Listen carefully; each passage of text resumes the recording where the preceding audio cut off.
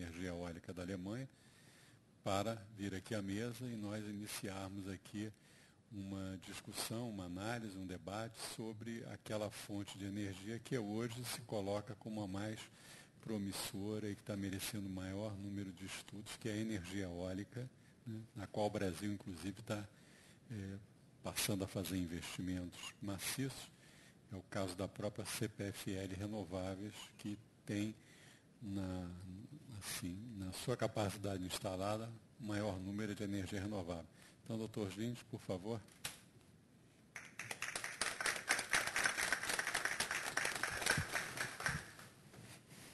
Bom, vamos dar então início aqui à palestra dele. Ele tem alguns slides e gráficos para apresentar. Então eu passo a palavra ao doutor, agradecendo muito a possibilidade de contar com o senhor aqui no Brasil. Né? Ele é casado com uma brasileira, o que o fez aprender a nossa difícil língua, né? E vocês vão ver como ele fala um português com o sotaque do Rio Grande do Sul, que vocês vão reparar claramente. Né? Bom, boa noite, doutor. Vamos. Muito obrigado, professor.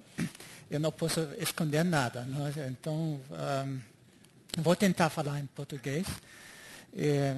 Estou muito feliz que eu tenho esta possibilidade de falar aqui sobre a energia eólica, porque faz parte da minha vida. Comecei com a energia eólica quase 40 anos atrás, imediatamente depois da primeira crise de petróleo. Eu trabalhei numa instituição, numa universidade, junto com o papa da energia eólica desta época, o professor Hütter. Claro, por causa da crise, o governo começou a pensar sobre fontes alternativas de energia e pagou um estudo sobre a energia eólica. Na época, eu fiz junto com este professor Hütter. Foi o início do meu trabalho com a energia eólica e hoje, quase 40 anos depois, estou sentado aqui. Ele pediu para mim de falar sobre este desenvolvimento da energia eólica no mundo, na Alemanha, onde não começou, na verdade, começou mais na Dinamarca. Por certas coisas, eu não quero falar sobre isso, mas depois da Dinamarca, a energia eólica pegou na Alemanha, se desenvolveu bem, e hoje vocês sabem que a energia eólica está uma fonte renovável, de energia renováveis, no mundo inteiro. E sobre este desenvolvimento, eu quero falar um pouquinho aqui. Em 1974, o governo na Alemanha decidiu de desenvolver um aerogerador muito grande para a época, 100 metros de diâmetro, com 3 megawatts. E hoje nós temos nestes aerogeradores do mercado, nós temos estes 100 metros. Eu vou mostrar depois um gráfico também, que faz 4 semanas, mais ou menos, a Siemens colocou um aerogerador não de 100 metros de diâmetro, mas de 154 metros de diâmetro. Então, é uma nova época que acontece, que começa. Esta máquina, este aerogerador, é feito para uso offshore. Então, todo este desenvolvimento demorou na faixa de 38 anos, mais ou menos. Na época, um jornalista perguntou para o ministro do Ministério de Pesquisas na Alemanha por que eles dão dinheiro para este desenvolvimento do Grovian. Isso foi o nome desta máquina de 100 metros de diâmetro. E o ministro respondeu: nós queremos mostrar que não funciona. Então, eu me lembro muito bem, todo mundo estava bem decepcionado, e destes engenheiros que foi envolvido neste projeto falou: olha, senhor Modi, ministros vêm e saem, mas este projeto vai ficar. Então, não foi um projeto com muito sucesso, mas deu muita experiência para os engenheiros. E foi, na verdade, o início do desenvolvimento da energia eólica na Alemanha. O Ministério achou, não de só querer mostrar que não funciona, mas também tinha a opinião quando é possível desenvolver uma máquina de 100 metros de diâmetro que funciona, que as concessionárias vão comprar para fazer energia com isso. Mas isso se mostrou é um sonho, porque é caro, foi caro na época. Então, no final, as concessionárias não compraram nada e a máquina desapareceu do mercado. E neste momento, foi no início dos anos 80 do século passado, a Dinamarca começou a construir máquinas pequenas, de pequeno porte, de 15 metros de diâmetro, bem simples. Funcionaram. Começou nos Estados Unidos, este mercado em Califórnia, onde eles colocaram muitos aerogeradores pequenos, e a Dinamarca foi o único país que tinha a chance de produzir estas máquinas e vender. Então, os americanos compraram estas máquinas na Dinamarca e, de repente, começou este desenvolvimento da energia eólica com um mercado que existiu nos Estados Unidos e, no final, até fim de 1986, funcionaram nos Estados Unidos na faixa de 1.600 megawatts em vários sítios lá em Califórnia, perto de São Francisco, perto de Los Angeles. Tudo isso porque tinha um subsídio, tax credits, eles falaram isso, então tinha uma possibilidade de ganhar dinheiro com a energia eólica, por isso funcionou. Só que o que até hoje acontece, um ano tinha esses tax credits, ou 2 anos, próximo ano não tinha, então tinha uma flutuação desses tax credits, e no final não deu muito certo. A indústria não investiu nos Estados Unidos na produção, porque não foi realmente um mercado de longo termo, e por isso os Estados Unidos não tinham, até hoje mais ou menos, nenhuma fábrica que produziu aerogeradores. Todos foram feitos na Europa.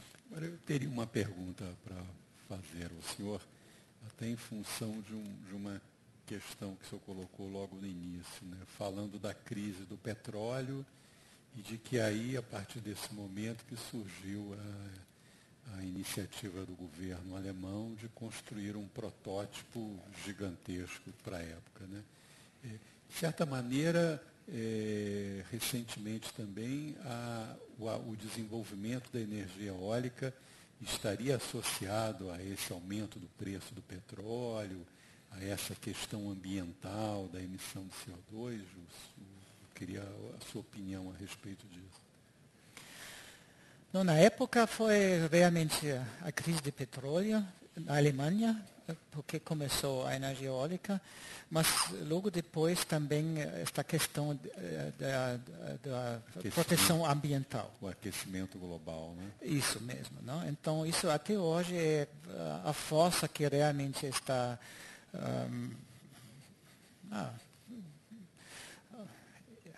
não sei em português agora a palavra, mas incentivando esta energia eólica. Mas vocês sabem, desde um ano mais ou menos, o governo da Alemanha decidiu de fazer a Energiewende. Em alemão é a mudança das fontes de energia. E saíram da energia nuclear e não fazer a energia nuclear significa tem que existir uma outra fonte de energia que pode substituir. É de preferência uma fonte renovável e interna, né? E interna, porque ninguém pode desligar o vento, né? Justamente. E também ninguém pode fechar o gasoduto. Exatamente. Então também tem uma questão de segurança energética também. É um vetor que explicaria o desenvolvimento da energia eólica. Foi muito interessante, em 2006, eu acho, foi 2006, o Putin fechou o gasoduto para a Ucrânia. Não? Então, a partir deste momento, ninguém na Alemanha falou mais sobre energia eólica, é muito caro, não vamos fazer, é muito caro, muito caro. Não, eles falaram, é uma fonte segura. Por isso, tinha uma mudança grande nesta época, que, na verdade, deu os incentivos do governo para desenvolver a energia eólica. Eu acho até que o senhor tem um gráfico que mostra esse crescimento exponencial. Sim. Seria o caso de mostrar aqui para os telespectadores e presentes aqui? Vamos ver. Pronto. Isso é o gráfico do desenvolvimento da energia eólica no mundo inteiro. Então, dá para ver como rapidamente descolou, quero dizer, para uma quantidade de instalações por ano que chegaram no ano passado em mais do que 40 mil megawatts num ano só. Só em um ano? Num ano só. Impressionante. Destes 40 mil megawatts por ano, 18 foram instalados na China. Não? Então, eu tenho gráficos, não sei se eu tenho a possibilidade de chegar até lá. A China colocou em 6 anos o dobro da quantidade de aerogeradores do que a Alemanha em 22 anos. Então, é realmente um mercado muito, muito grande. Tem uma desvantagem na China, não tem rede. Muitos eles falam, não sei se este número é correto, que 25% destes aerogeradores não são conectados à rede. Então, não podem produzir. Um chinês do ministério falou para mim que seria melhor falar sobre quantas megawatt-horas nós produzimos do que falar sobre quantas megawatts nós instalamos. Isso, porque na realidade a energia eólica tem mais ou menos a característica idêntica da energia hidráulica, né? Você tem que localizar a planta aonde venta mais, né? Isso, de certa maneira, num país muito grande como a China e mesmo como o Brasil, você acaba colocando a energia longe do centro de consumo, do centro de carga, como se chama. Exatamente, isso é o problema. Mas como agora, a Alemanha é pequena, isso de certa maneira é uma vantagem, seria uma vantagem para a Alemanha, né?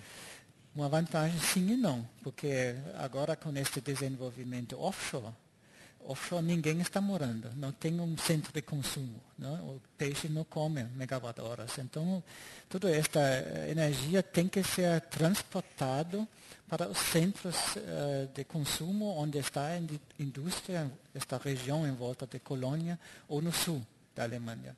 Então, a rede alemã é construída de uma maneira errada. Onde nós fazemos agora a energia eólica, tem uma rede fraca. Então, o problema é de construir agora uma rede nova que tem a possibilidade de transportar toda esta energia para o sul da Alemanha, por exemplo.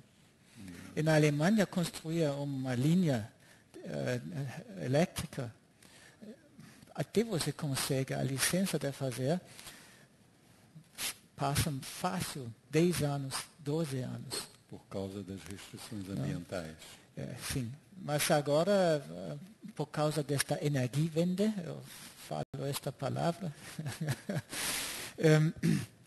é necessário acelerar isso. Então, vai ter mudanças das leis para poder construir essas linhas mais fácil. Curiosamente, o Brasil também enfrenta o mesmo problema com relação ao seu potencial hidrelétrico, né, que ele está em regiões ambientalmente muito sensíveis e há uma dificuldade muito grande de você construir as usinas e as linhas de transmissão. Mas a sociedade precisa de energia e esses problemas precisam ser equacionados, né? Uma analogia aí com o que se passa na Alemanha. Né? Então, na verdade, este problema tem no mundo inteiro.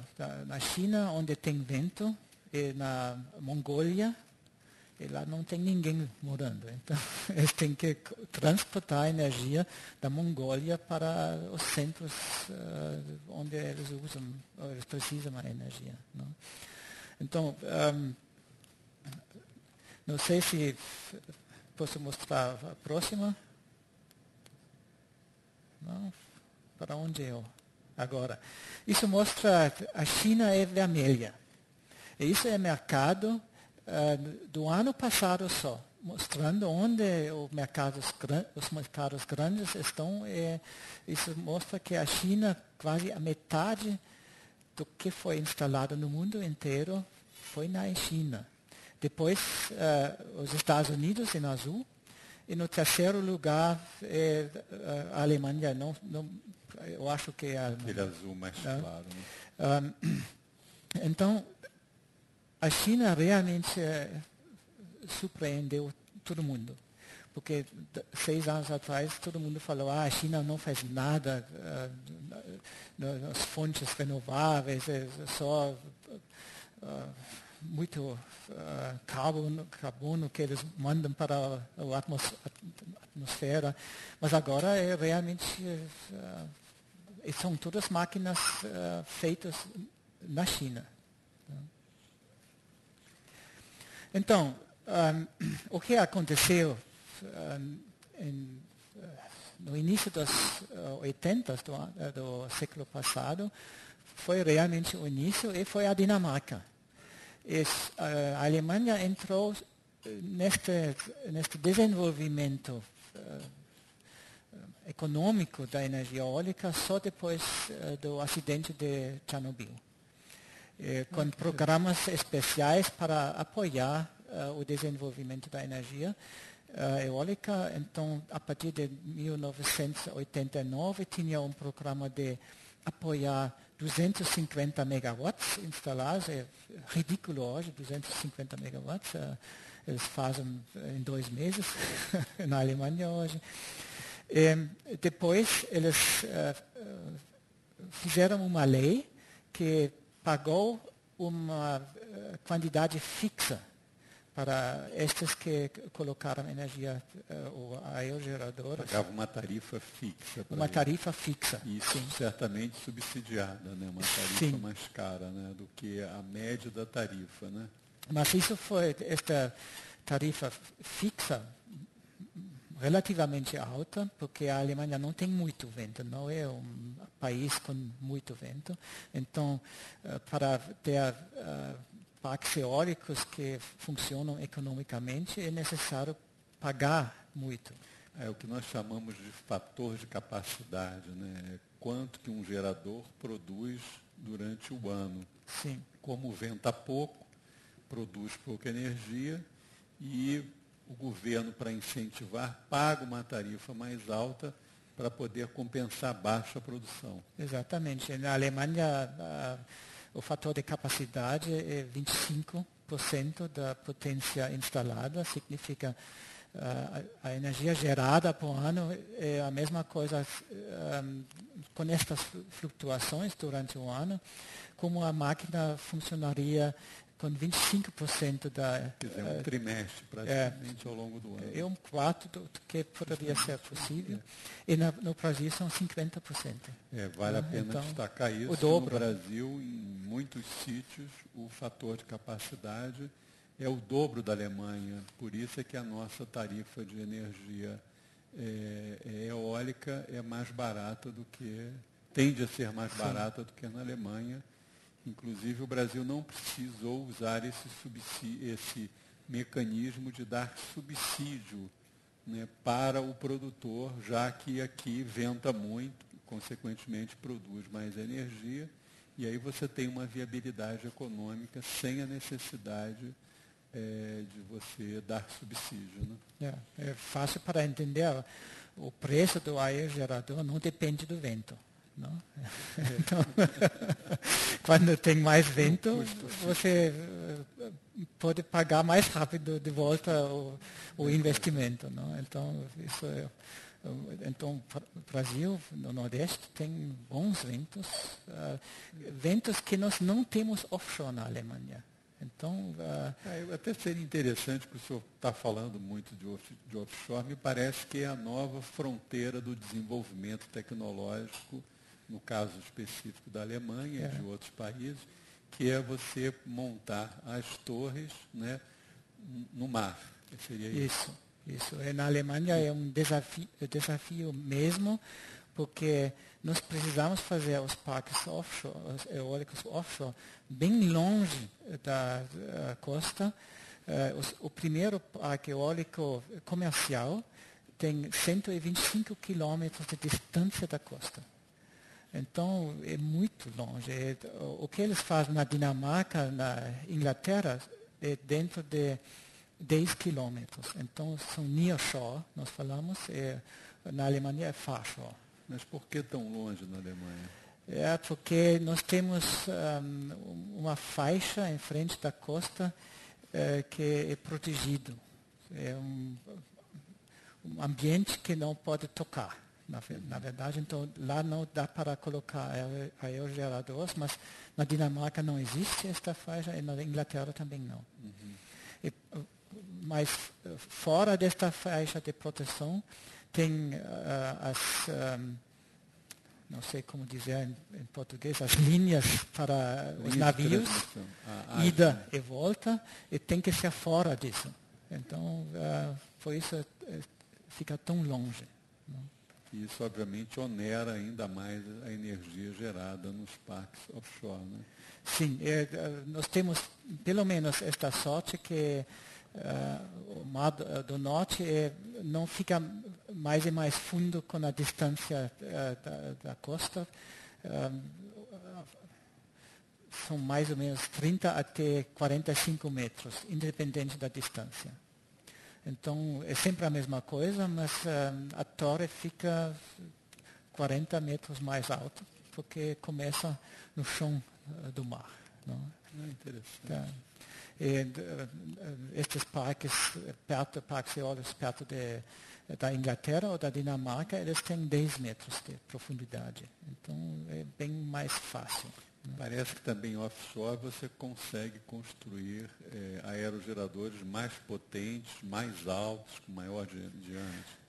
Tem que ser, porque o acesso para manutenção é difícil. Também nós falamos na Alemanha, nós temos a chance de 120 dias por ano de colocar os aerogeradores por causa do tempo, por causa dos ventos fortes que tem durante a época do inverno.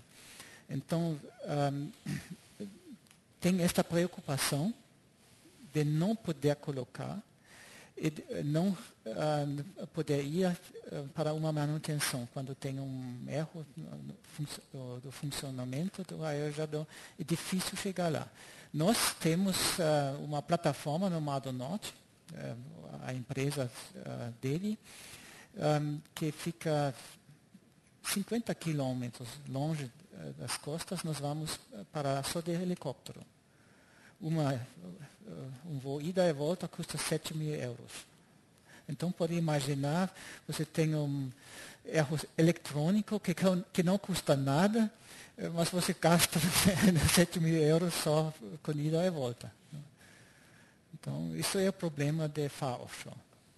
Agora, eu sei que o senhor tem umas fotografias muito interessantes e uns gráficos que demonstra a diferença de offshore, mas eu queria saber algo que interessa muito para o Brasil, é a questão do desenvolvimento tecnológico. Né? Tá. Esses equipamentos são feitos pela indústria nacional com desenvolvimento de tecnologia nacional ou vem da China? Não, é nacional. A Alemanha é bem conhecida para a produção de máquinas. Não? Todo mundo sabe disso, por isso nós temos o privilégio hoje de poder pagar para a Grécia, a Espanha, Itália, porque economicamente a Alemanha tem um bom estado no momento. Mas é sempre bem conhecida para a precisão das máquinas. Então são feitos na Alemanha. Também desenvolvidos. Depois que a Dinamarca não pegou mais a liderança dentro do desenvolvimento, este know-how passou para a Alemanha e a Alemanha desenvolveu. Isso também é um outro fator importante da indústria eólica, né? Porque ela acaba gerando emprego, ela acaba estimulando o desenvolvimento tecnológico, ela amplia a cadeia produtiva, né, dentro da Alemanha, né, e ainda aumenta a segurança energética, né, da Alemanha em relação à importação por exemplo, do gás da Rússia. Né? Sim, sim. Então, para mim, claro, a energia eólica não vai acabar mais. Agora, todos os países no mundo inteiro aplicam a energia eólica. Agora vem a energia solar também. Né? Na Alemanha nos 2 anos passados, eles colocaram por ano 8.000 megawatts de energia fotovoltaica na Alemanha. Então, dentro de 3, 4 anos, a instalação na fotovoltaica era quase a mesma como na energia eólica em 22 anos. Então, isso por causa do subsídio alto. Isso é interessante, né, que um país como a Alemanha, que é muito rico, né, que precisa de muita energia, que não tem recursos naturais, então a política energética do governo alemão usa o subsídio para você montar essa matriz renovável, ou seja, uma matriz que ele tem segurança energética. Né? Isso é a desvantagem de um preço fixo da megawatt-hora, porque você calcula quanto é necessário pagar para o pessoal comprar energia solar, por exemplo. E foi calculado pensando no custo da produção na Alemanha. Só quando começou o mercado, os chineses entraram com painéis que custaram 1/4. 1/4 do que era produzido na Alemanha. Sim. Então, o lucro para quem fez energia solar foi imenso. Foi tão grande que a própria indústria fotovoltaica foi até o Ministério pedindo abaixar o preço. Ninguém está fazendo isso, mas foi tão alto que eles falaram a credibilidade, nós vamos perder a credibilidade se nós não fazemos isso. Então, por conta da importação maciça vindo da China. É porque não tem estes impostos em cima da importação, não? Então foi o efeito. Até vale a pena uma pequena explicação, né? Por que na China tudo é mais barato, né? Porque na realidade a China é um país gigantesco, tem uma necessidade de energia elétrica nova a cada ano, quase que do tamanho da capacidade instalada do Brasil. Então a indústria trabalha numa escala tão grande de produção de equipamentos eólicos de fotovoltaica, que ela reduz muito o custo e aí ela se torna muito competitiva no mercado internacional por conta da sua base de demanda interna, que é muito grande. Né? O Brasil tem 120.000 megawatts de capacidade instalada e a China, a cada ano, constrói 90.000 megawatts. Quase que um Brasil por ano. E para você construir isso, você precisa investir em indústria, lá é tudo muito verticalizado, e aí te dá uma escala que ganha, inclusive, competitividade frente à produção de painéis fotovoltaicos da Alemanha, né? Então, são parentes para a gente entender por que a China é tão grande, cresce tanto e é tão competitiva, né? Sim, sim. Tá bom, então vamos voltar para a energia eólica. Sem dúvida, sem dúvida. Então, este desenvolvimento na Alemanha começou com esta máquina muito grande e não deu muito certo.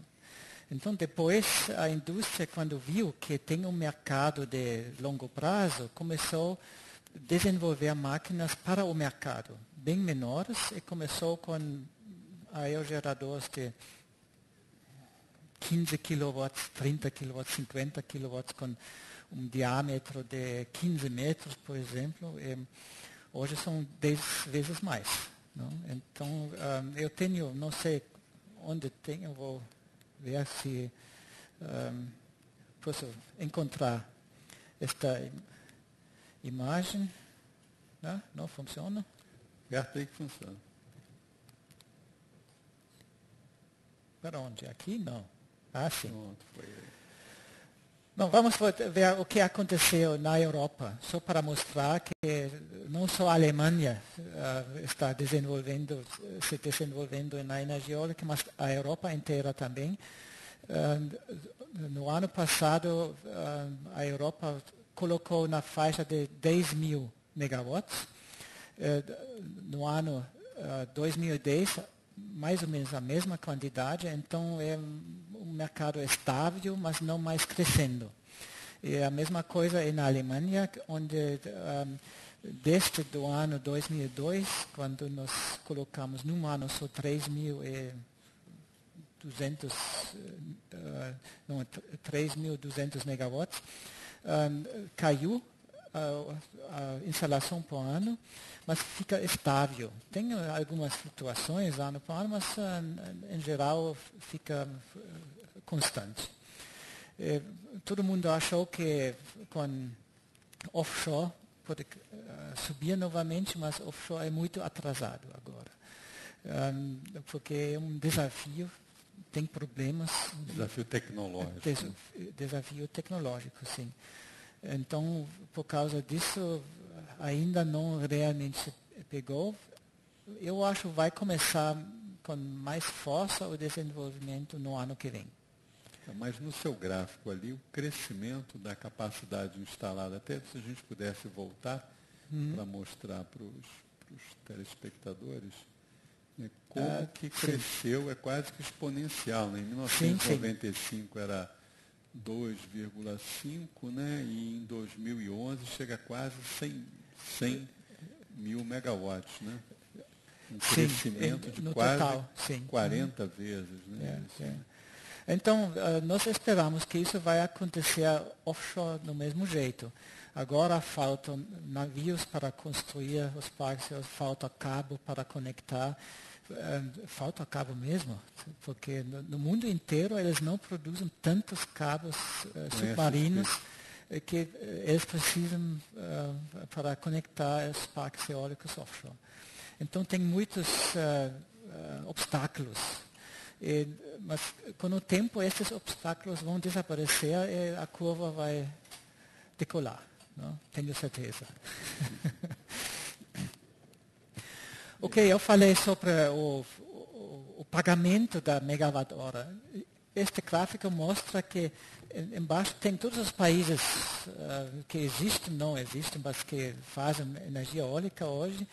E dá para ver que o preço em cada país que eles pagam para a megawatt-hora é diferente, não tem um preço único. Por isso a pergunta que eu tinha aqui no Brasil, quanto é o preço na Itália, na Alemanha, na França da energia eólica, porque nós vamos fazer a mesma coisa aqui no Brasil. É errado. Você tem que calcular a remuneração na base do vento que existe. Muito vento, pouco, uma tarifa pequena, baixa, menos vento, uma tarifa alta. Então, que é mais ou menos o caso que explica essa diferenciação. Então, dá para ver que nos países bem diferentes, estas barras altas no lado direito é offshore. Offshore é muito mais caro, custa hoje na Alemanha na faixa de 3 a 4 vezes do preço de uma usina eólica onshore. Felizmente tem mais vento offshore, mas mesmo assim, no momento, não é economicamente comparável com um parque eólico onshore, por isso é necessário pagar muito mais do que onshore. Mas com certeza isso vai cair com os anos. Até por conta do desenvolvimento tecnológico, né, da Sim. criação de uma cadeia produtiva que dê escala, né, e aí Sim. permita você reduzir o custo médio, né, do equipamento. Né? É interessante. Quer dizer, então, na realidade, o que se passou a nível das plantas que ficavam em terra, que começam caras e depois vai barateando, na sua opinião, vai acontecer o mesmo fenômeno a nível do offshore, né? Começa caro e ganha escala e cai de preço, né? Então, isso é um preço garantido na Alemanha. A desvantagem de um preço garantido é o que nós vimos com a fotovoltaica, que pode ser demais. Então, o sistema funciona assim que em 2 anos a política está investigando esta remuneração e decidindo se isso é alto demais ou está certo assim, e muda. Muda sempre para baixo. Então, nos últimos anos mudou sempre para baixo, mas é uma luta. Ninguém quer perder um bônus. Então, luta para manter. Né? A política quer abaixar, mas estes que ganham o bônus não querem. Então, isso é a desvantagem, realmente. Mas funciona, este desenvolvimento na Alemanha mostra que é um sistema que dá para aplicar e que tem um resultado positivo. Tá bom, vamos ver o que mais nós temos. Isso, eu já falei sobre isso, não vou repetir, isso na Alemanha, pico em 2002 e depois mais ou menos um constante mercado na Alemanha mesmo. O que é interessante também é a porção da energia eólica no abastecimento do consumo no final. Nestes estados do norte da Alemanha, onde tem os ventos, 50% do consumo vem da eletricidade vem do vento. 50%. Então é muito.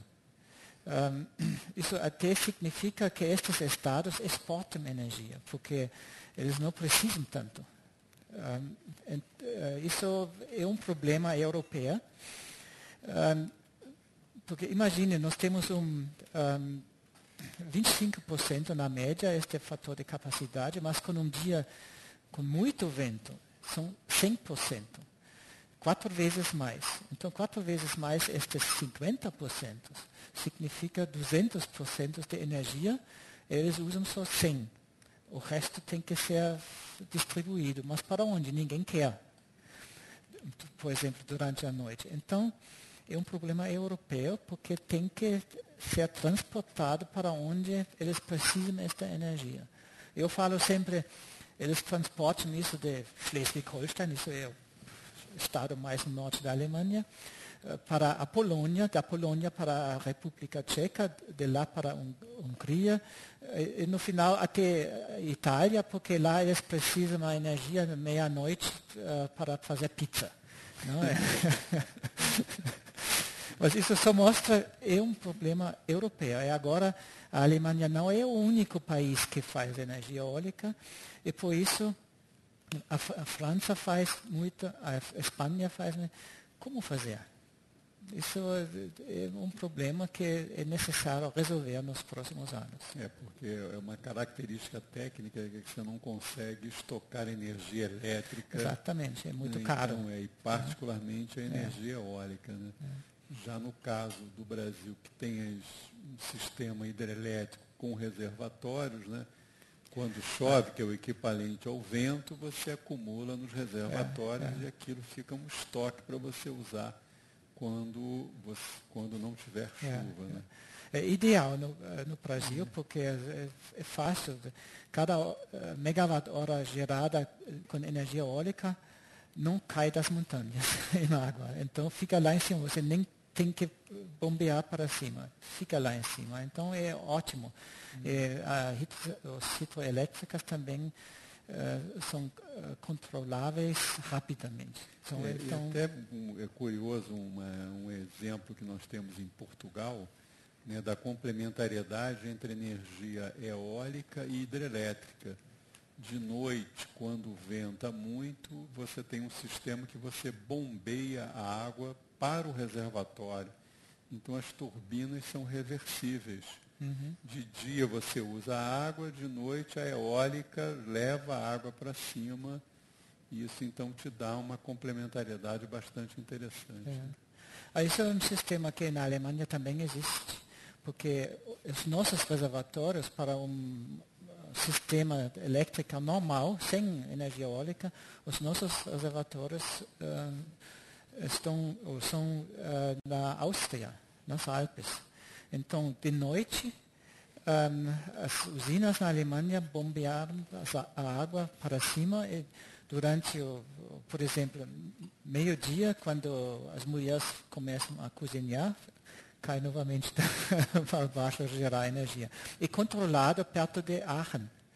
Tudo isso é o que acontece na Áustria. Então, é um sistema que funciona, mas agora com energia eólica junto precisa muito mais e não tem estes reservatórios. Na verdade, está mudando o paradigma da geração de eletricidade com a entrada da energia eólica. Né? Por isso, eles pensam em hidrogênio ou também estes armazéns de pressão de ar com pressão alta no chão. O que tem no norte da Alemanha, estes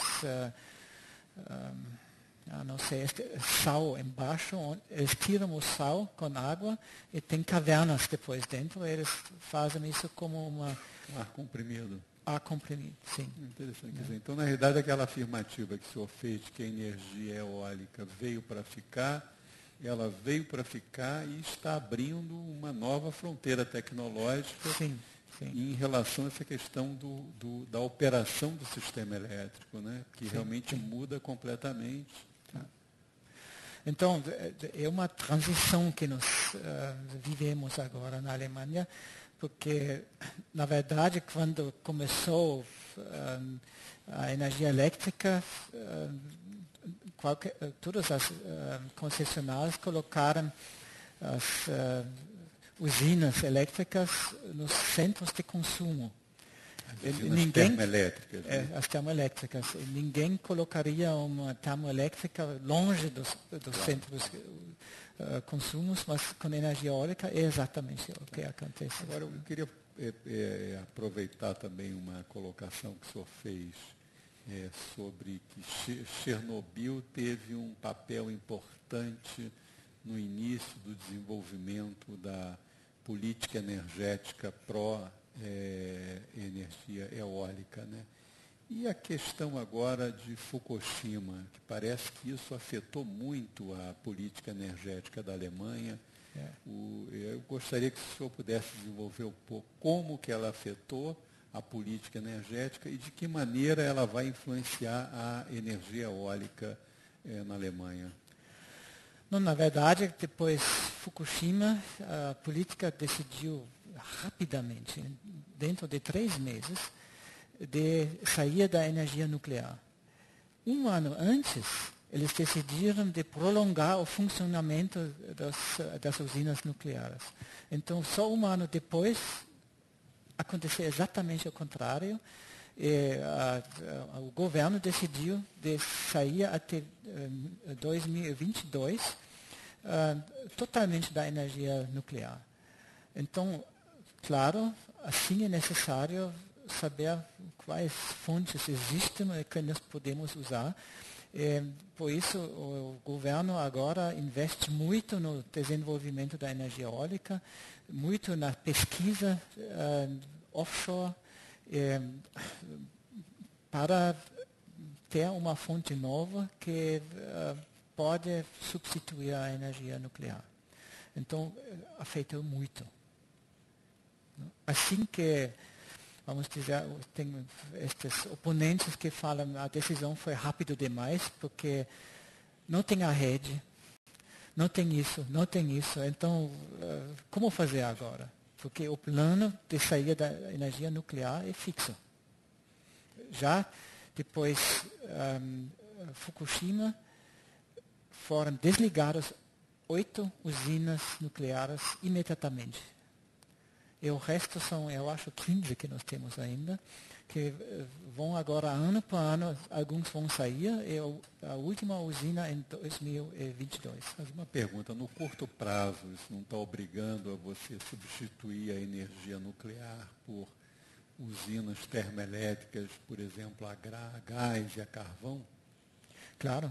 Claro, quer dizer, no curto prazo você tem que dar uma solução para garantir o suprimento, mas ao mesmo tempo o governo alemão está apostando no desenvolvimento tecnológico da energia eólica. Não só a energia eólica, mas energias renováveis.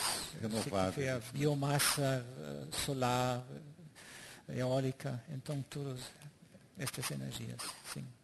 Interessante.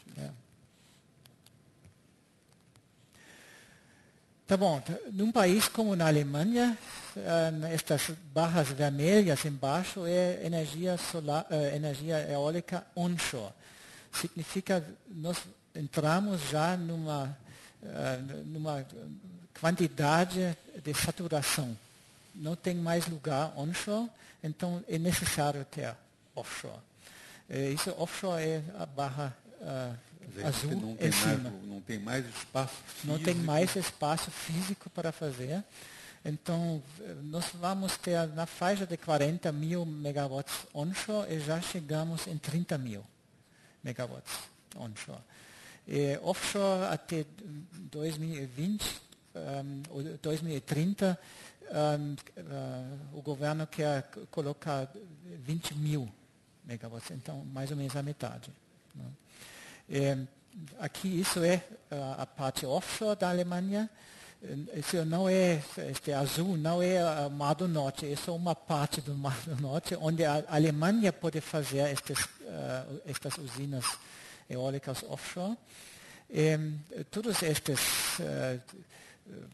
palavras lá significam parque eólico já licenciado que pode ser construído. Então são realmente muitos parques já que existem. Não? A próxima. Agora, isso é uma subestação offshore para um parque pequeno, um parque de 60 megawatts só. Então é uma subestação pequena no final. Isso aí é a subestação que recolhe das torres offshore a energia, concentra e manda para o continente. Para o continente, para o centro de carga. Né? Sim. Agora aqui é o primeiro parque comercial offshore. Eles vão colocar 80 máquinas deste tipo, cada máquina tem 5 megawatts, então é um parque eólico offshore de 400 megawatts. Doutor, qual é a altura do nível do mar até a ponta lá da pá? Mais ou menos, neste caso, 80 metros. 80 a torre é mais curta do que onshore.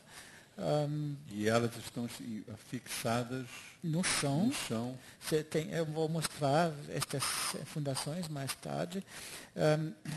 E aqui onde eles fizeram este parque, a profundidade do mar é 35 metros.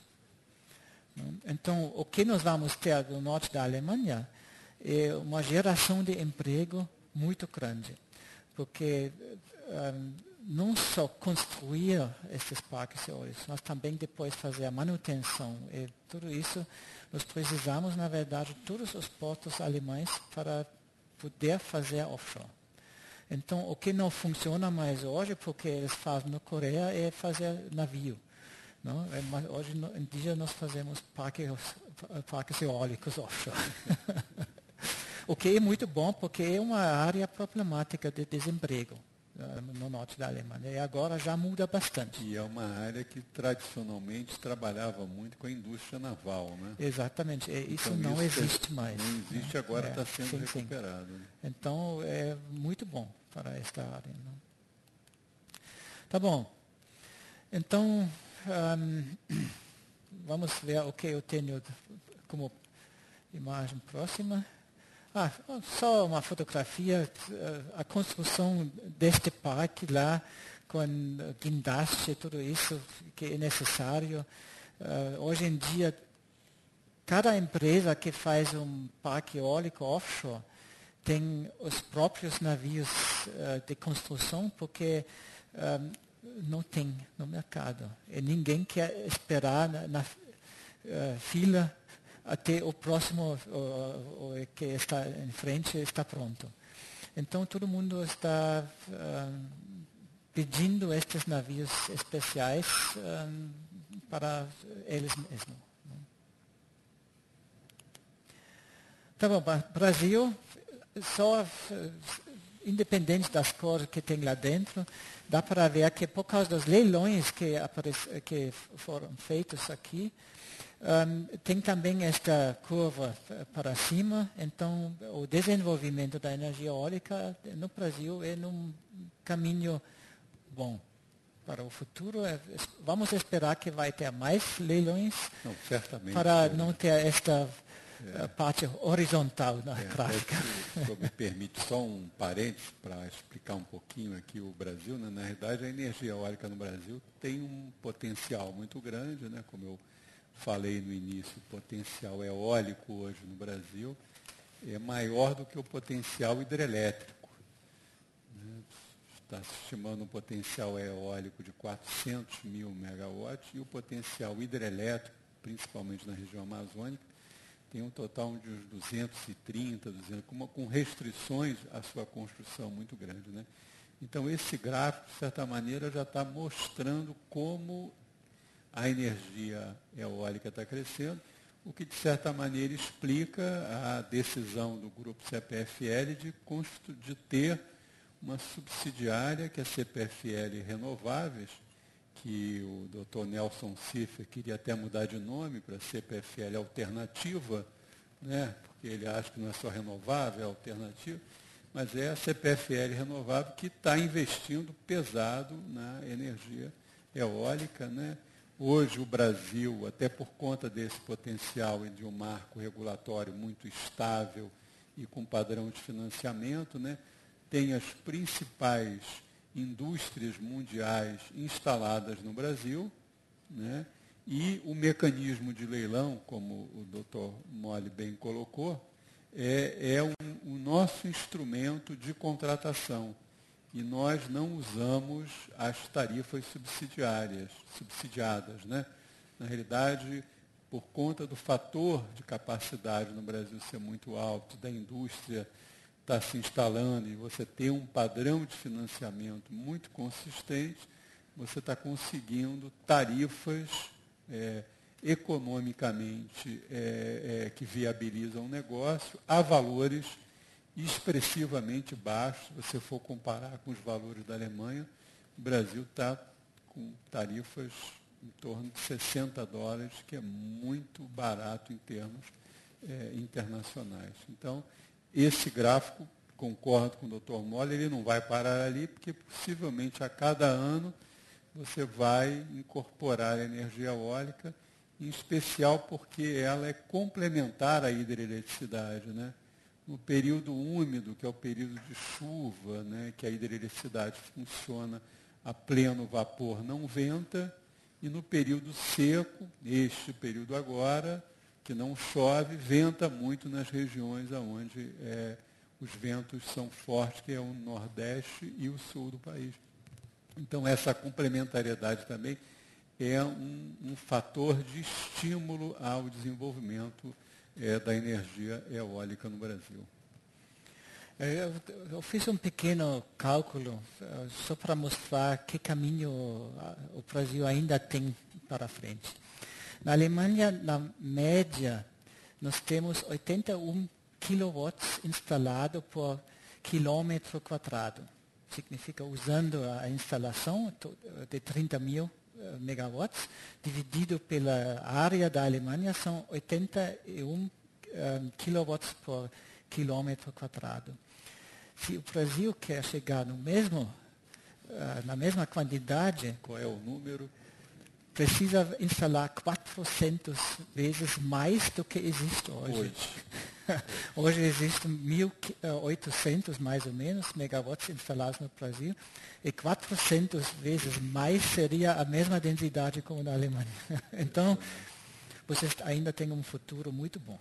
Muito promissor. Né?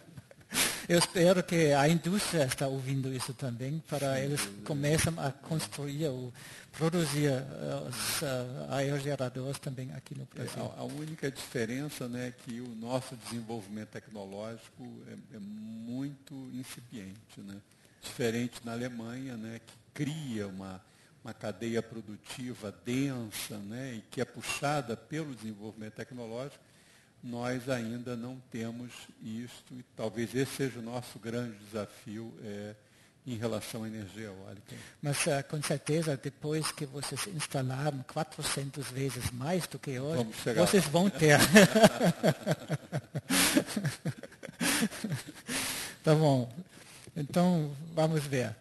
No Brasil, eu quero falar um pouquinho sobre o Brasil também, porque estou conectado com o desenvolvimento da energia eólica no Brasil desde 1978. Então, onde tem no Brasil os ventos? No Nordeste e também no Sul do país, mas muito mais no Nordeste do que no Sul. E ventos muito bons. E também nas montanhas. No interior do país tem ventos e lugares muito bons. Tá bom, vamos entrar na parte da técnica um pouquinho, falar sobre isso, só para mostrar o desenvolvimento da técnica durante os últimos 50 anos, vamos dizer. Então, no lado esquerdo, esta máquina robusta é o vovô dos aerogeradores. É aquela que o senhor se referiu no início da sua palestra. Isso, exatamente. Essa foi a referência para o desenvolvimento para muitos anos. Então, é uma máquina robusta e no lado é uma máquina de hoje. Significa é muito mais filigrano. Não? Essa palavra existe, filigrano? Não sei. Então, mais bonito. Mais bonito, mais esbelta. Né? É mais esbelta, sim. Não? E nós temos máquinas com multiplicador e sem multiplicador. Significa aqui, vocês podem ver o rotor em frente, um eixo, o multiplicador e depois no lado direito o gerador. Mas tem também máquinas que não precisam multiplicador e mais fabricantes, vamos pegar o próximo. Agora, mais e mais fabricantes mudam para este modelo, né? Modelo. Porque ele tem um custo operacional de manutenção, né? Sim, mas também a maioria tem problemas com o multiplicador. A vida útil do multiplicador não é 20 anos. Pelo menos com estes que eles usam hoje. Não é assim que não dá para fazer um multiplicador que dura 20 anos. O problema é o custo. Então, hoje, por causa da competição entre os fabricantes, ninguém quer vender ou instalar um multiplicador que custa 10% mais. Porque com 10% mais, dura 20 anos. Mas a concorrência não deixa. Porque o consumidor... Para ele é interessante quando ele paga hoje. Ele não se interessa se ele tem que colocar um novo multiplicador em 10 anos. Só em 10 anos ele pensa sobre isso. Então, isso é o problema. Por isso, tem os dois modelos. E, especialmente para offshore, claro, quantos menos partes rotativos existem, quanto melhor por causa da manutenção. Tá bom, 3 pás, 2 pás, 1 pá, tudo isso existe. Muitos acham que quanto mais pá existe, quanto melhor. Isso não é verdade. 3 pás é, na verdade, teoricamente, o ótimo. 2 pás é um pouquinho pior no rendimento. 1 pá é muito mais menos. Não? Então, 3 pás não é uma coisa ruim. Só agora, offshore, eles começam a pensar novamente usar só 2 pás para economizar 1 pá. Não? Mas complica toda a dinâmica do aerogerador, então eu não sei se vai acontecer ou não. Mas só para falar sobre essa situação que não é necessário ter muitas pás, é necessário virar o rotor. Então, quanto menos pá, quanto maior a velocidade de rotação tem que ser. Senão, o ar passa sem efeito. Agora, este desenvolvimento de tamanho. Eu já falei sobre isso. Começou aqui em 1990, mais ou menos, com máquinas que já tinham 30 metros de diâmetro.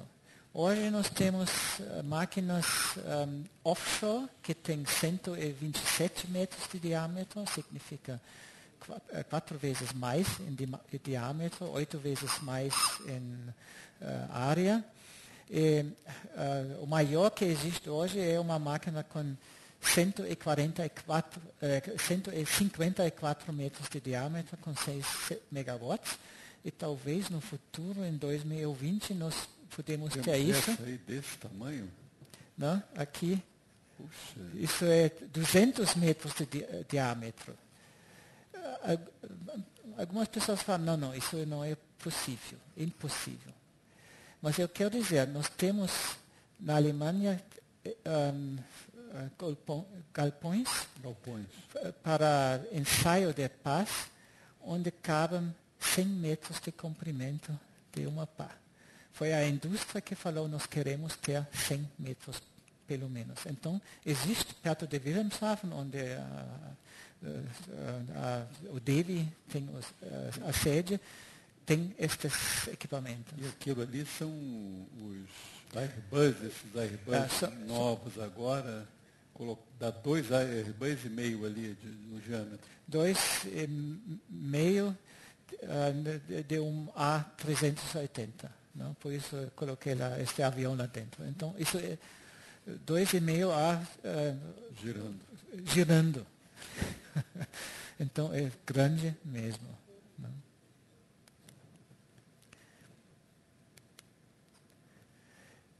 E agora, por que acontece no norte da Alemanha tanto? Porque estas partes grandes, como 1 pá, esta pá só tem 53 metros de comprimento. E não 70 como agora esta máquina de 154 metros de diâmetro. Não dá mais para transportar nas ruas. Então, a fábrica tem que ser perto do mar. E hoje já tem fábricas que produzem as pás e também os nazeles dos aerogeradores perto do mar para poder transportar imediatamente offshore. Então, não é só o que é necessário para construção as usinas eólicas offshore, mas também para produzir a máquina. Tudo muda para os portos. Então, realmente, por causa disso, é uma sorte para todo mundo que mora lá. Aqui, uma possibilidade como fazer um transporte onshore. A Enercon, que tem fábrica aqui no Brasil também, não quer ir offshore, mas tem uma máquina tão grande como para offshore. Se eles não querem fazer ou instalar a máquina offshore, eles fazem isso onshore. Eles precisam ter uma solução como transportar. Eles cortaram a pá no meio, então é dividido em dividida em 2 partes. E, se você está olhando bem, lá tem um buraco na parte perto do cubo, né? Nesta parte que já está fixado. E se você olha para este buraco, lá tem um homem dentro, sentado, esperando a outra parte da pá. Só assim a gente percebe que tamanho que é. Né? Então aqui é uma fundação offshore. Em frente um carro e também um container, um standard container que tem uma altura de 2 metros mais ou menos. Então isso mostra também, tudo isso que você está vendo aqui é embaixo do mar. Em cima disso vem a torre do aerogerador no final. Então são construções muito grandes, também necessário fazer nos portos porque você não consegue mais transportar isso nas ruas. Então você precisa não só a fábrica lá, mas também uma área grande para poder colocar os fundamentos, porque só durante o verão dá para construir offshore estes fundamentos. Que são os 120 dias, né, de janela. Exatamente. Que você tem para construir. Tá. Então você vai construir um ano inteiro fundações, também os naselhos, as pás, e com estes tamanhos é necessário ter áreas bastante grandes onde pode ser colocadas estas partes. E assim, é mais ou menos, é um parque eólico offshore, com um efeito meteorológico muito interessante. Tem uma alta umidade no ar e por causa da turbulência que os rotores produzem, a água cai fora e faz neblina atrás dos aerogeradores. Então é um parque eólico offshore que tem este efeito. Pode ter este efeito, não sempre tem. E é com essa linda imagem que nós terminamos aqui e foi possível usufruir do conhecimento do Dr. Molly, a quem eu peço uma salva de palmas. Viu? Obrigado. Bom, passamos agora para o debate com a plateia. Então, se vocês quiserem participar, por favor, levantem a mão. Aguardem só um segundo que a câmera chegue até vocês, né, porque nós estamos gravando. Lembramos que estamos em direta, né, na internet. Então, virão perguntas também da internet. Então, aguardem só um segundo. Procurem serem objetivos para a maioria das pessoas poderem participar. Obrigado. Boa noite. O senhor falou da tarifa fixa que existe na Alemanha e que existe em outros países. E que essa tarifa fixa já embute em si um subsídio. Tem um lado que é interessante dessa tarifa fixa, tem um lado dessa tarifa fixa que fez com que houvesse um crescimento da capacidade instalada na Alemanha, porque o desenvolvedor dos parques eólicos já sabe de antemão quanto que ele vai receber e sabe que, ao propor o parque eólico, o projeto do parque eólico ao governo, ele já vai ter a certeza de um contrato de compra e venda de energia. E, com isso, ele consegue o financiamento para construir o parque. Será que não seria interessante nós termos no Brasil um sistema parecido, mas que fosse um misto, que já contemplasse não um subsídio, mas um valor próximo daquele que já se está conseguindo vender nos leilões, para se tirar essa incerteza que existem muitos projetos eólicos no Brasil que não estão conseguindo entrar na rede porque eles não têm um contrato de compra e venda de energia assegurado. Será que não seria o caso de se propor um sistema híbrido que viabilizasse a instalação de uma grande quantidade de parques eólicos já, sem ter que ficar entrando no gargalo do leilão? Tem vários sistemas de apoio da energia eólica. Aqui no Brasil, poderia ser um problema esses leilões onde tem quantidades certas que vão ser leiloados. Então, na Alemanha, com este preço fixo, Depende só da iniciativa privada, quanto vai ser instalado ou não. Não tem limite. A energia solar mostrou isso, porque eles colocaram muito, ninguém esperava isso, até demais eles colocaram. Então não tem limite, não tem esta quantidade de um leilão onde saem 1.800 megawatts. E ninguém sabe quando vai ser leiloado no próximo leilão. Então isso poderia ser um obstáculo para o investimento em fabricação aqui no Brasil. Não? Porque não tem esta certeza que vai continuar ou não vai continuar. Como nos Estados Unidos, nos últimos 5 anos ou 6 anos, tinha tax credits. Foi a primeira vez que eles tinham, para um tempo tão comprido, este tax credits. Até a GE produziu as máquinas, os aerogeradores na Alemanha e exportou da Alemanha para os Estados Unidos. Só no final, nos últimos 3 anos, eles produziram a máquina nos Estados Unidos. E agora não tem mais nada. A Siemens fez uma fábrica nos Estados Unidos. A Suzlon fez uma fábrica nos Estados Unidos. A Vestas fez. Todo mundo está mandando embora os empregados, porque no ano que vem não vai ter nada. Então, o fabricante quer ter uma certa certeza que para um tempo longo existe um mercado onde ele pode vender. Então, pode ser que este sistema de preço fixo é complicado no final para a política, porque sempre tem que falar sobre este preço. Tem os oponentes que falam caro demais, e outros falam não é suficiente, ninguém quer mudar nada. Então é complicado politicamente. Mas funcionou. E muitos países na Europa usam hoje o preço fixo.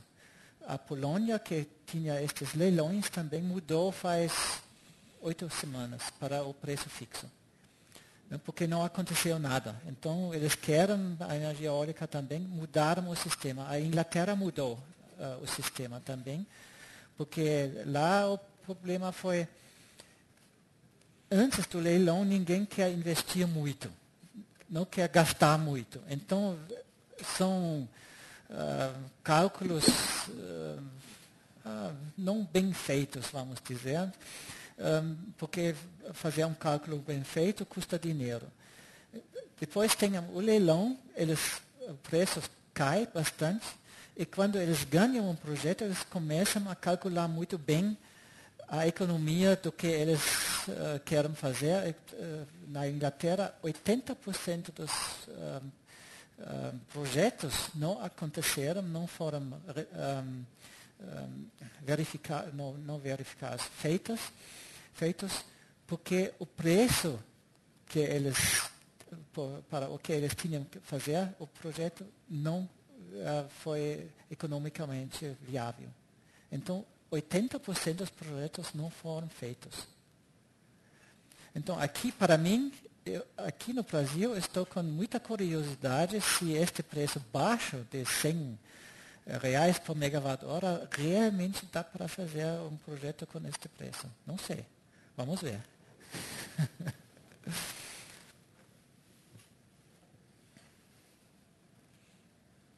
Boa noite. A gente está transmitindo agora ao vivo no site da CPFL Cultura. Fizeram algumas perguntas aqui. A pergunta do Wesley Taconi é a seguinte. Gostaria de saber de James Molle se é mais difícil desenvolver tecnologia eólica ou encontrar mercado, principalmente nacional. Não peguei exatamente a pergunta. Ele está perguntando o que é mais importante, o mercado ou a indústria, né, de energia eólica. Né? Não, eu acho que quando existe um mercado, o desenvolvimento dos aerogeradores especiais para o Brasil vai acontecer automaticamente. Porque a concorrência vai fazer isso. Você tem que fazer um aerogerador que é melhor do que o aerogerador do concorrente. Mas o mercado é importante. Né? É um pouco aquela resposta que o senhor deu anteriormente, de que se você tem uma quantidade a ser contratada a cada ano, ou seja, um mercado garantido, a indústria se estrutura para atender aquele mercado. Sim, sim. E o esquema de leilão, como ele não define previamente quando vai ocorrer e quanto vai ser contratado, isso pode ser um fator de desestímulo à indústria. Sim, sim. Eu pessoalmente acho isso. Né? Porque eles não têm certeza que vai ter uma continuação. Né?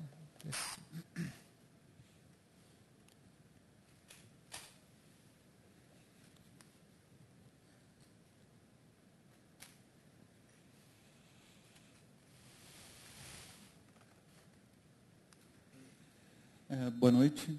Eu queria que o senhor pedir para o senhor dar uma comentada sobre a energia eólica. Ela depende muito das condições climáticas, mais fortemente, inclusive, que a hidrelétrica.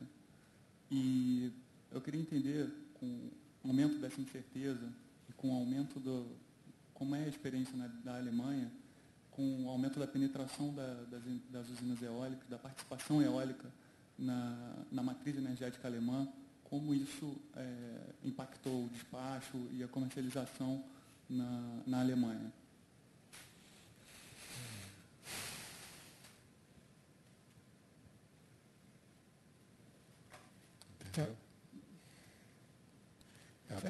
A preocupação dele é de que quando a energia eólica entra na matriz, ela altera o sistema de despacho e a comercialização dada ser uma energia muito mais interruptível do que a hidroeletricidade. Sim, claro que isso é um problema sobre o qual nós precisamos pensar muito. Então, pensar em armazém, pensar em fazer armazém com hidrogênio, por exemplo, armazém com carro elétrico, porque carro elétrico na maioria do tempo está parado. Então, neste tempo você até pode usar energia armazenada dentro do carro para alimentar a rede. Todas estas ideias existem. Claro, é um desafio de manter estável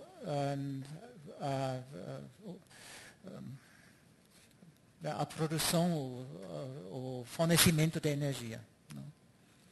Mas também com, por exemplo, energia eólica, com energia solar, biomassa, tudo junto, isso é mais fácil no final de evitar estas flutuações que existem.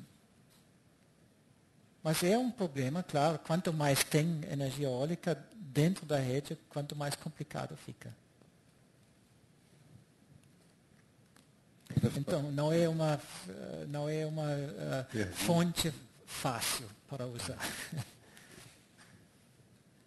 Professor, nós estamos aqui nessa PFL, como o senhor deve ter conversado hoje de manhã lá com o Miguel, né, com o pessoal.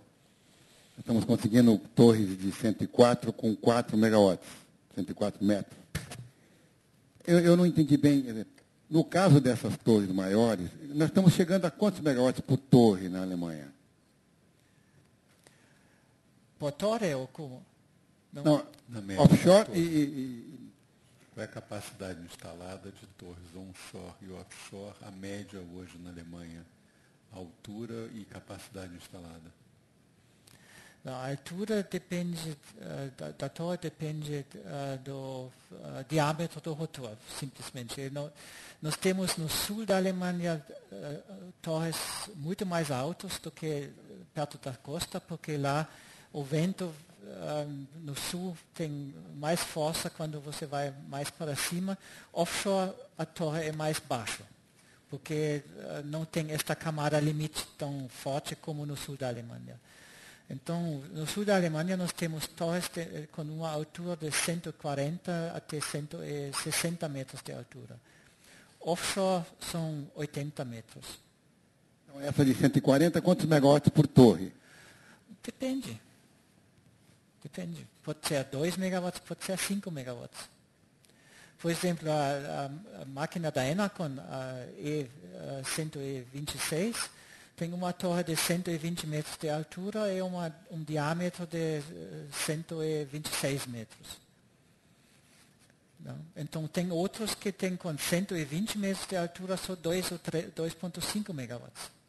Não tem um padrão, não tem. Depende da dimensão, então, do diâmetro da pá, né?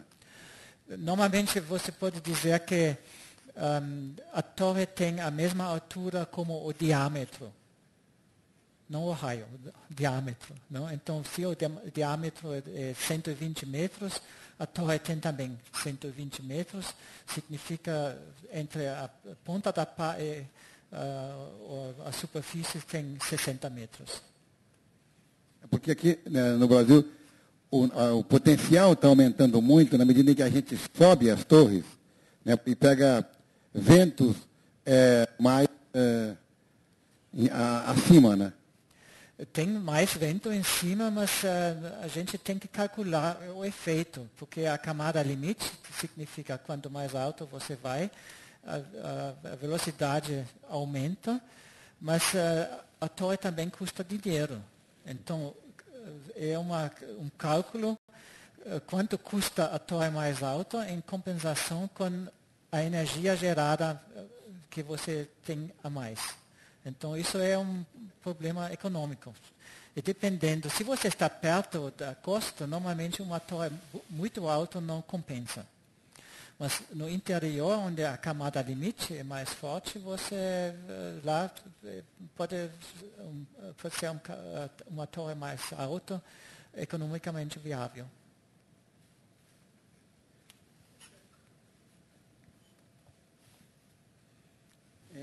Em primeiro lugar, obrigado pela sua presença e pelo seu português. É muito... É um sotaque gaúcho. É muito... Sotaque alemão, que tem no sul. Muito bacana ver um convidado se esforçando para expressar em português. Eu queria lhe agradecer isso. Em segundo lugar, eu fico imaginando aqueles limites de meio ambiente, de outras restrições que levam a Alemanha a levar alguns anos para autorizar um parque eólico a funcionar onshore. Eles também existem para offshore. Eu fico imaginando o Mar do Norte cheio daqueles palitos lá. Não há um limite para aquilo? Cada país pode colocar quantos parques entender que pode desenvolver no Mar do Norte? Ou há também essa restrição forte que existe onshore para o offshore? Não, tem uma certa preocupação. Então, na Alemanha, é assim, que todos os parques que vão ser construídos agora são parques pilotos. Um parque piloto de 400 megawatts é meio estranho, né? Porque é muito grande, mas são parques pilotos. E, na lei está escrito que pode ter 80 máquinas um parque. O motivo é o seguinte, todo mundo que faz um parque eólico offshore agora tem que investigar depois 3 anos o ambiente em volta, o que acontece, se tem um efeito negativo ou não. Se não tem efeito negativo, eles podem aumentar o parque eólico. Então, agora este 400 megawatts com máquinas de 5 megawatts. Se alguém tem máquinas de 6 megawatts, não são mais 400, porque a quantidade é 80. Esta quantidade foi fixada porque os investidores falaram para poder pagar a conexão à rede, precisamos pelo menos 400 megawatts. Senão, nós não conseguimos pagar a rede. Hoje em dia é diferente. A concessionária tem que pagar a conexão à rede. Então, não é mais assunto do investidor do parque eólico. Não? Isso é uma lei desde 2008 que a concessionária tem que pagar. A concessionária também tem que ter conexão à rede no momento que o primeiro aerogerador deste parque novo começa a gerar. Senão, eles pagam o que não foi gerado. Então, pode ser muito caro. No Mar do Norte, tem só uma concessionária que tem que fazer. É a TenneT, da Holanda, que comprou a rede, a parte da operação da rede da E.ON. A E.ON é uma das maiores concessionárias na Alemanha. E a TenneT agora tem que investir bilhões de euros para fazer estas redes. O problema é, primeiro, que a TenneT é menor do que a E.ON. Eles não têm o dinheiro para fazer isso. Segundo, eles não conseguem o material para fazer. Não tem cabo suficiente. Para fazer uma subestação, não só para 400 megawatts, mas para uma área onde tem alguns destes parques eólicos, você precisa uma subestação muito maior, demora 3 a 4 anos até estar feito. Então, este problema tem.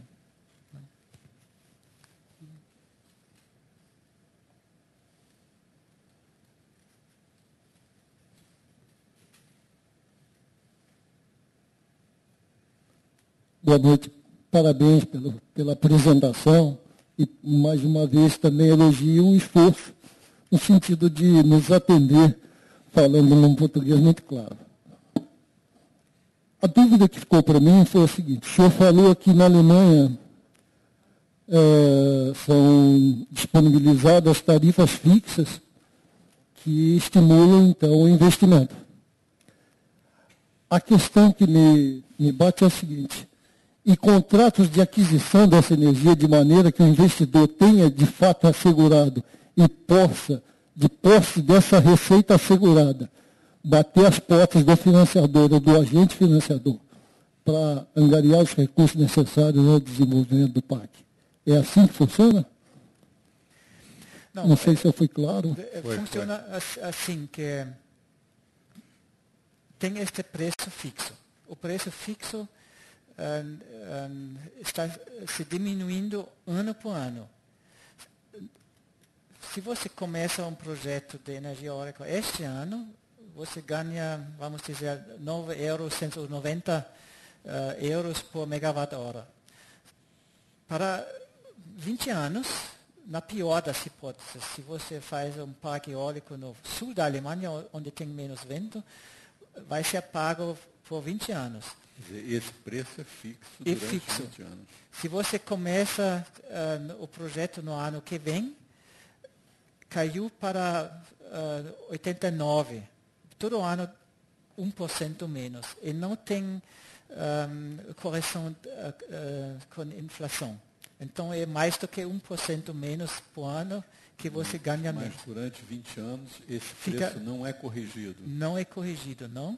Não é corrigido. Você ganha o preço do ano onde começou a operação do parque eólico. Para isso não cai mais. Só cai para os novos, que significa começar um projeto em 2014 e novamente mais baixo.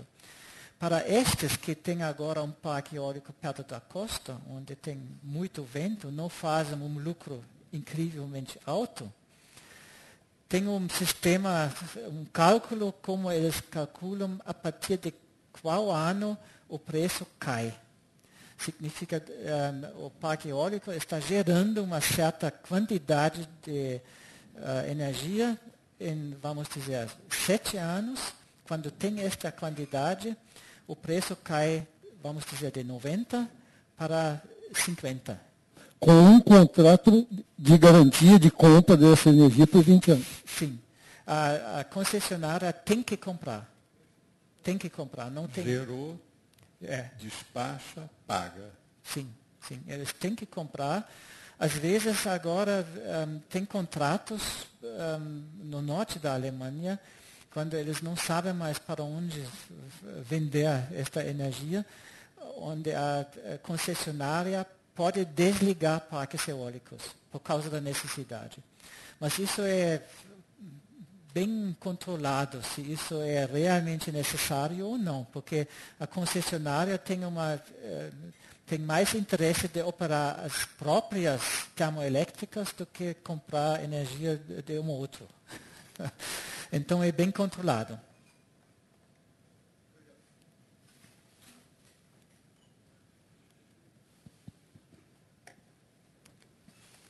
Boa noite, professor Diniz. Eu gostaria de saber, né, quanto tempo precisa, quanto tempo resta, né, para que nós brasileiros possamos ter aerogeradores como esses, né, nas nossas casas, se isso é possível. Não entendi. Geradores nacionais. Quando tem? Quanto tempo? Depende do mercado. Quando o mercado de longo prazo, as indústrias vão investir imediatamente numa produção nacional. Aconteceu na Alemanha com offshore também. Offshore começou em 2001, mas ninguém acreditou em offshore, então ninguém fez nada. E agora, depois de Fukushima, todo mundo sabe que offshore vai ter. Então, agora a indústria está correndo para a costa para pegar estas áreas limitadas nos portos para colocar lá estas fábricas para construir as pás. Então, eles sabem, tem mercado, eles fazem. Quando tem dúvidas, eles não fazem. Claro, eles querem ganhar dinheiro no final.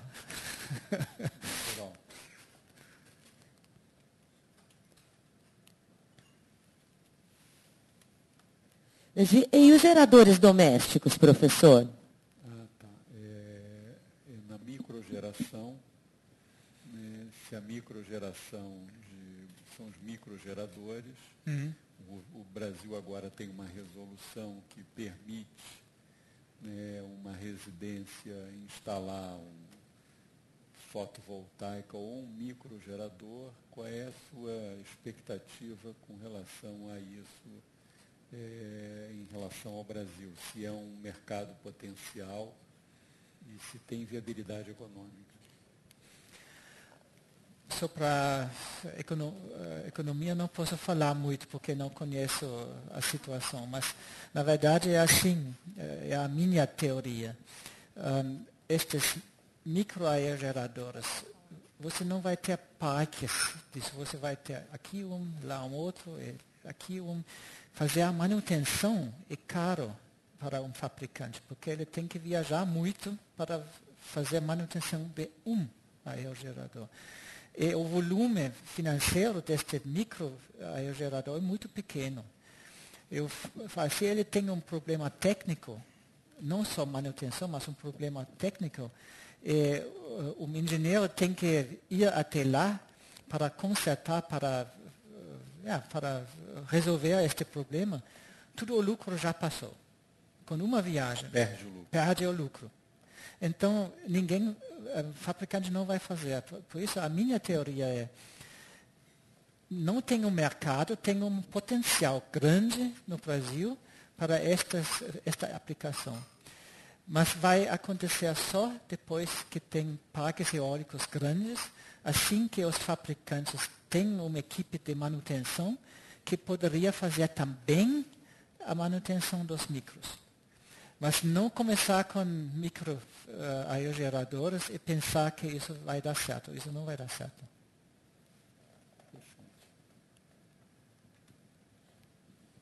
Tem mais alguém que gostaria de perguntar? Mais uma pergunta aqui. Quais são os incentivos que existem na Alemanha para energia eólica offshore? Existem diferenciais de preço em relação a onshore? Sim, é quase o dobro. Offshore nós pagamos agora 150 euros por megawatt hora, onshore 90. Mas offshore, eles não precisam pagar a conexão à rede, onshore eles precisam pagar. Então, vai ser quase o dobro. A conexão offshore custa 30% do preço do custo do parque eólico, pelo menos, offshore. Não? Então, onshore, 10%, 15%, alguma coisa assim.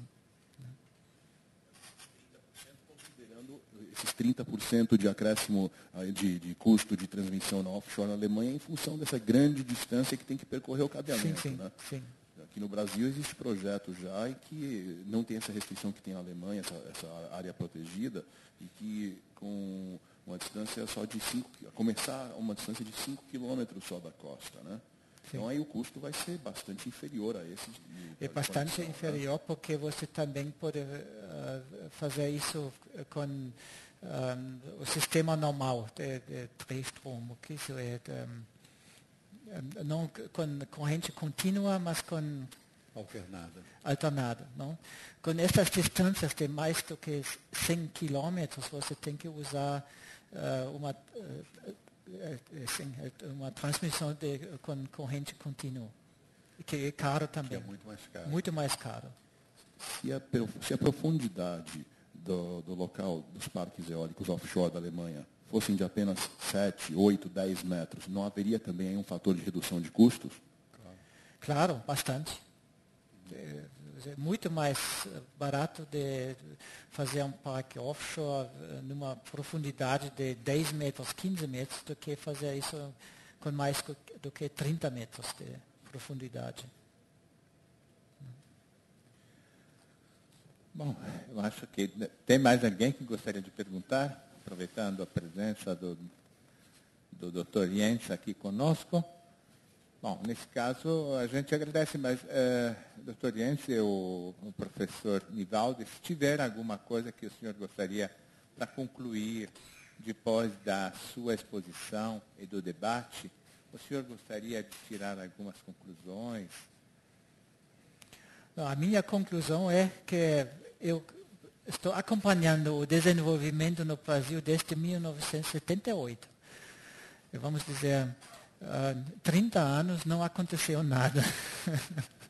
E agora, finalmente, começou. Eu espero que isso não é igual em outros países do mundo. Mas agora eu acho que realmente o Brasil vai colocar também mais e mais aerogeradores. Então, eu quero participar ainda. Implica dizer que o senhor voltará aqui para outros cafés para contar as novidades tecnológicas aí do mundo, né? Podemos negociar sobre isso. Bom, obrigado por essa previsão otimística, né?